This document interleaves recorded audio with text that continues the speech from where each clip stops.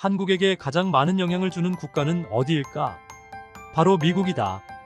미국의 대선의 결과에 따라 한국의 외교, 정치, 경제 등 전반적인 정책 방향이 영향을 받는다. 그래서 이번 미국 대선 후보들의 정책 방향을 알아보도록 한다. 먼저, 미국의 정당은 크게 민주당과 공화당으로 분류된다. 민주당은 현대자유주의 포괄정당으로 사회적인 부분에서 진보적인 입장을 취하고 있다. 반면 공화당은 보수주의 우익정당으로 티파티 운동의 영향으로 강경한 보수주의 노선을 걷고 있다.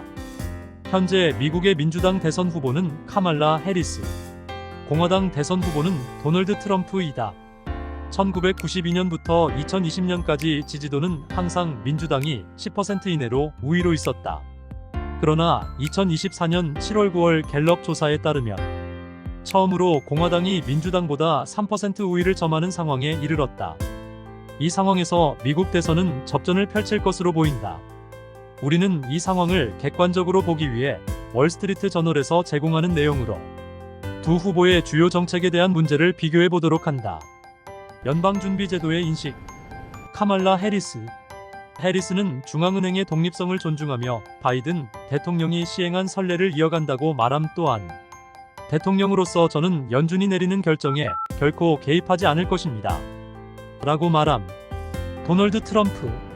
트럼프는 8월에 대통령으로서 연방준비제도 이사회가 금리를 설정하는 방식에 더 큰 발언권을 가져야 한다고 말했고, 금리를 인상하지 않고도 인플레이션을 낮출 수 있는 다른 방법이 있다고 말했습니다.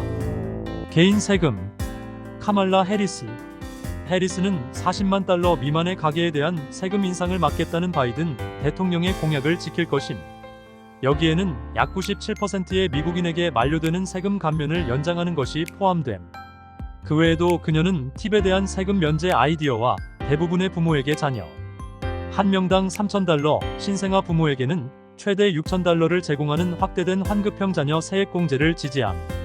그녀는 자본이득에 대한 과세를 개혁하려는 바이든의 다른 계획과 거리를 두지 않음. 그 접근 방식에 따르면 몇 가지 예외를 제외하고 500만 달러가 넘는 미실현 이득은 면제되는 대신 사망 시 과세됨. 100만 달러가 넘는 자본이득은 오늘날의 낮은 세율 대신 일반 소득 세율로 과세. 최소 1억 달러의 가구는 미실현 이득에 대한 연간 세금을 포함하여 최소 25%의 세금을 내야 함. 도널드 트럼프. 트럼프의 2017년 세금 인하 대부분은 내년 말에 만료되며, 그는 이를 무기한 연장하여 7년 전 공화당이 도입한 더 낮은 세율, 더 큰 표준 공제, 더 큰 자녀 세액 공제를 유지하고자 함.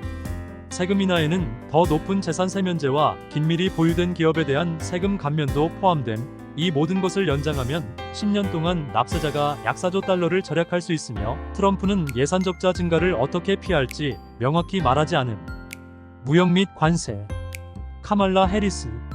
해리스는 2020년 트럼프가 북미 자유무역협정을 대체하기 위해 협상한 미국, 멕시코, 캐나다 협정 비준에 반대표를 던진 몇 안 되는 상원의원 중 한 명이었습니다.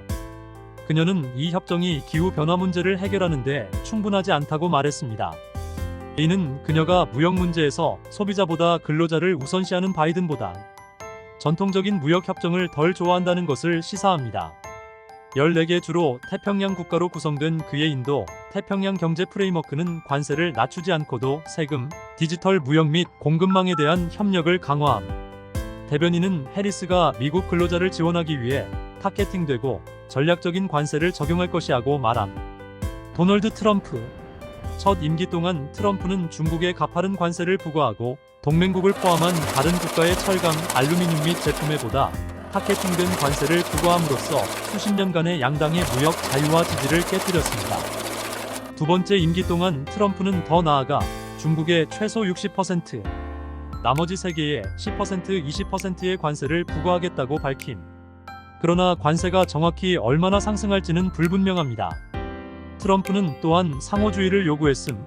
다른 국가들이 미국에 부과하는 것과 같은 수준으로 관세를 설정하는 것임. 또한 의회에 달려있음. 트럼프는 중국과의 영구적인 정상적인 무역 관계를 종식시키고 싶어 하는데, 이는 중국의 세계무역기구 회원 자격의 혜택을 확대하는 것임. 그러나 이는 관세율의 영구적 변경과 마찬가지로 의회의 조치가 필요함. 트럼프는 여러 법률에 의해 부여된 행정 권한을 사용하여 직접 관세를 인상할 수 있지만 법정에서 반대에 직면할 수 있음.